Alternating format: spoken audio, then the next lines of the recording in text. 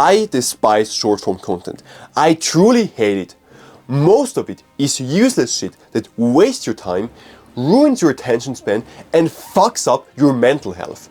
But still, most of you are stuck in this mentality that having brain rot or watching brain rot content is fun. I think you need to wake up to reality. Truth be told, if you continue to live this life, your life won't change, you will have a lazy life and you will have an average life. And of course, an average life won't be terrible, but still, it won't be good as well. And if you're a tiny bit like me, then you also have this burning desire, this flame inside of you that tells you to do more, to chase more, to be more productive instead of doing bad habits. If so, I can help you to do the first step. And the first step is stopping scrolling. I myself did this already. I stopped scrolling and I'd had a screen time of 8 hours each day to now having a screen time of under 2. And also, I stopped consuming short form content in more than 1.5 years. I did this by developing my 5 pillars of quitting. So today I will talk about 2 questions that helped me tremendously, that will make it so much easier for you to stop scrolling, that also helped me. The first question is why? Why do you want to stop scrolling? And now, the first answer you may have will be too shallow. You need to go deeper. You need to have such a deep answer, such a strong core answer that scrolling won't be an option. I give you an example how you can do it.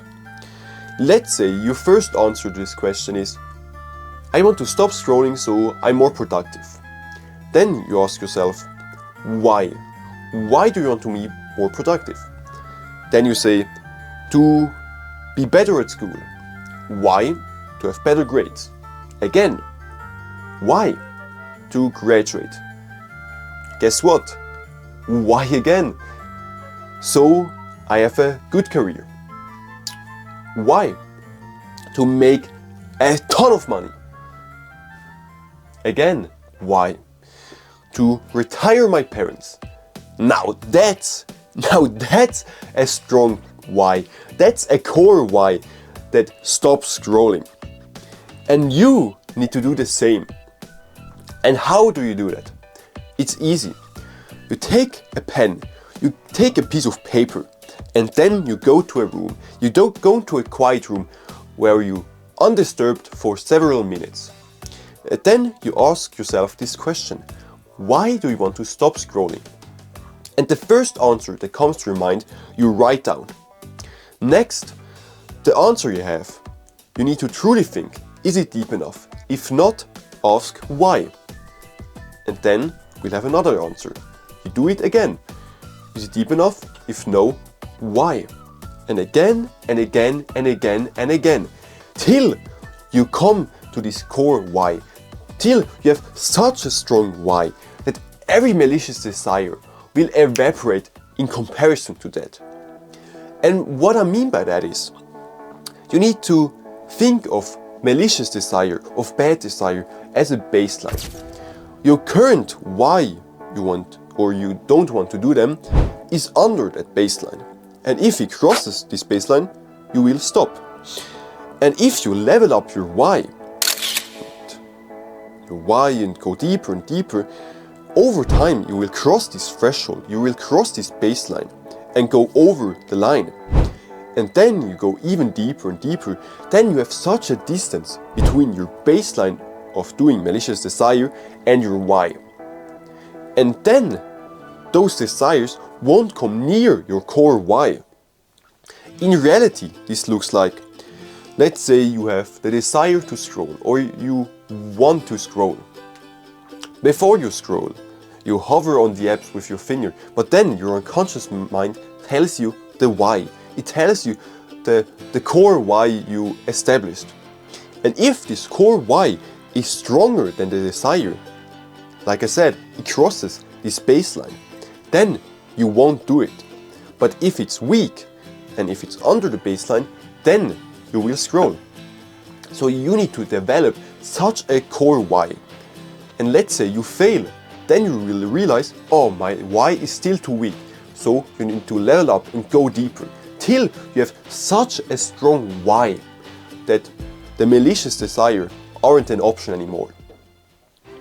The last step for that is, if you find your why, you need to write it down and stick it up to a wall or somewhere you're always reminded of.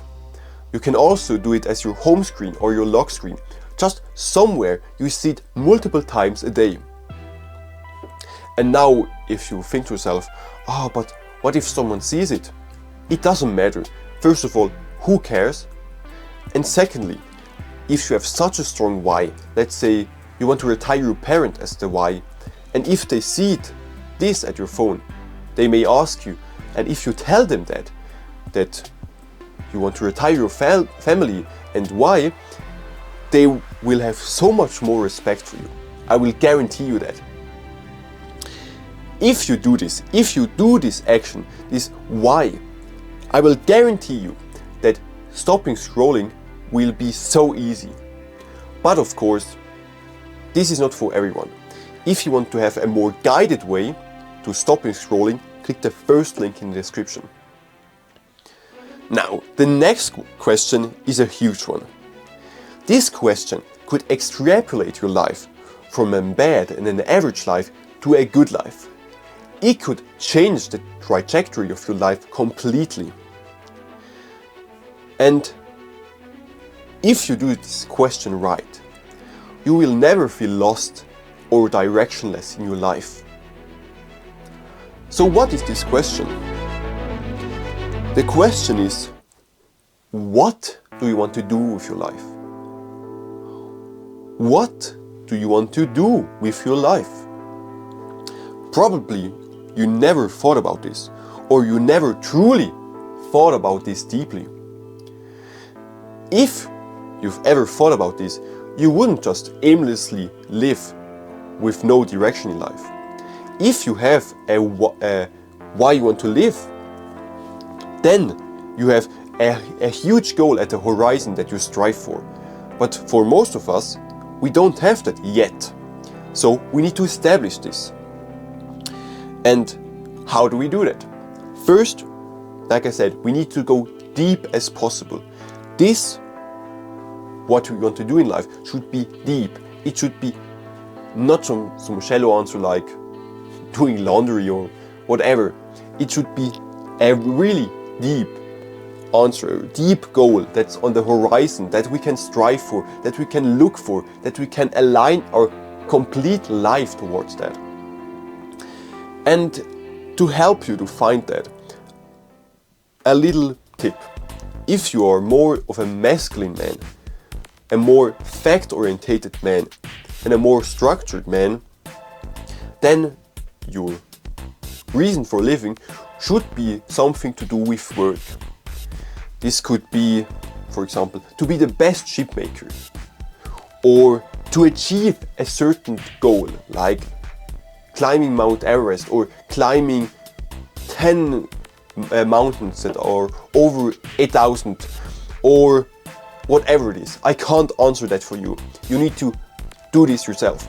And you do this by doing it the same as the why. You go to a room, you think about the question, you write down answer about it, and write down as many answers as possible.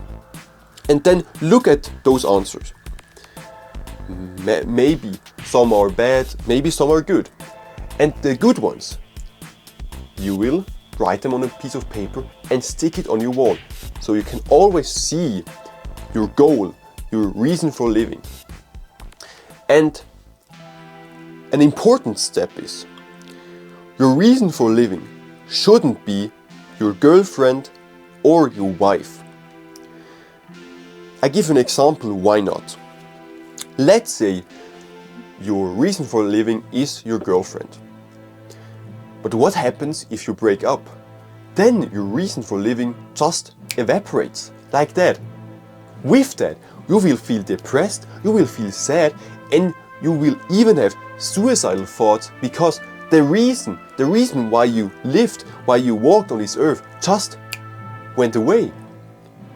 But if instead your reason was more work-related or an achievement, like being the best shipbuilder in New York, then if your girlfriend left, still you would be sad, of course, for a couple of days, but then you still had that goal in your heart, in your mind, at the horizon, that you can strive for, that you can aim for, and your reason for living wouldn't just evaporate. So that's why it's so important that your reason for living isn't just something that can instantly go away. It should be something that you are able to control.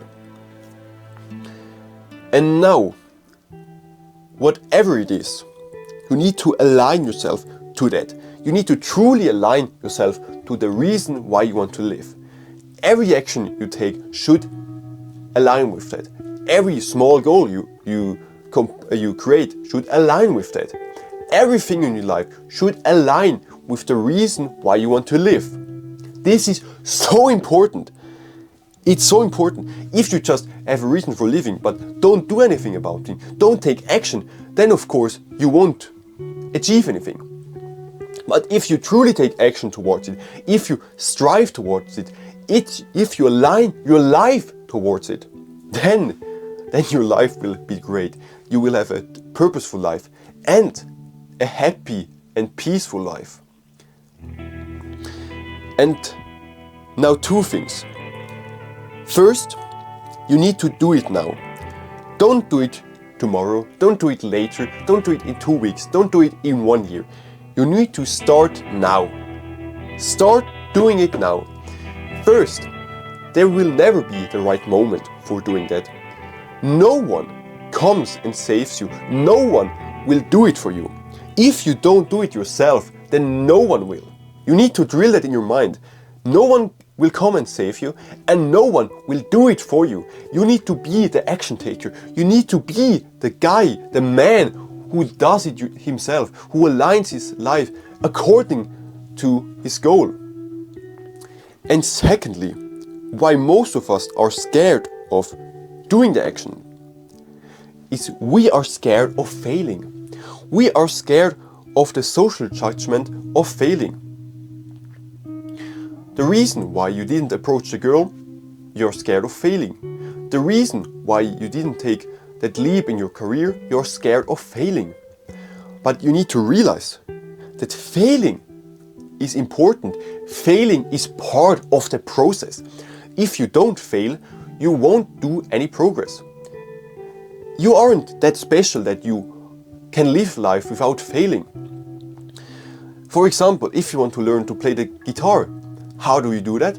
By failing over and over, playing the wrong notes over and over and over till you hit the right notes and you can play a beautiful melody. The same with learning new words. At the first, you fail over and over and over of remembering those words, but then over a long period of time, you can finally remember the words and you are able to learn that new language.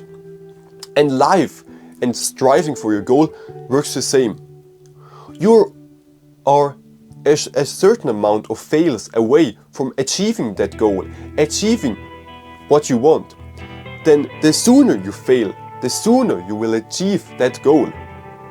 So instead of looking failure as something scary or terrible, you should embrace failure, because failure will bring you forward.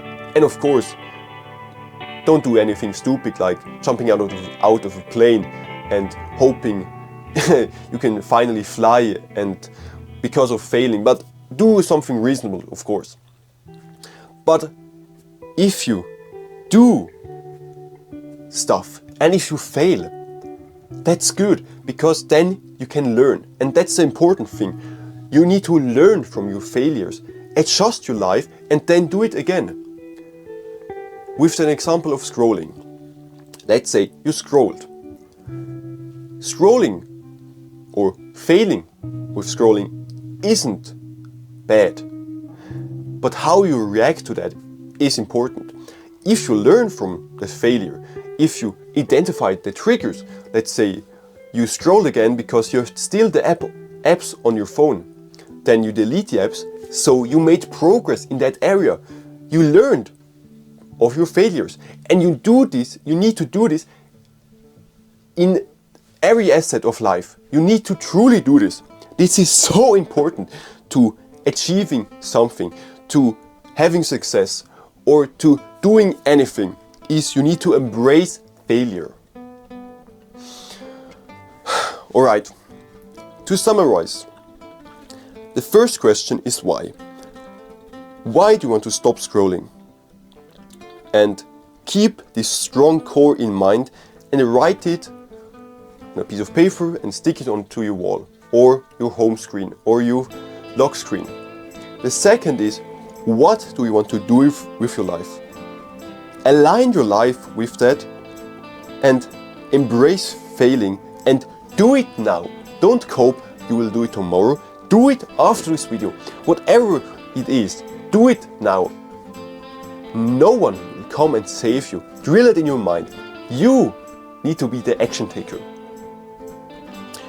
On that note, if you want a more guided way to stop him scrolling, click the first link in the description. Have a great day, sleep well, and I see you in the next one. Goodbye!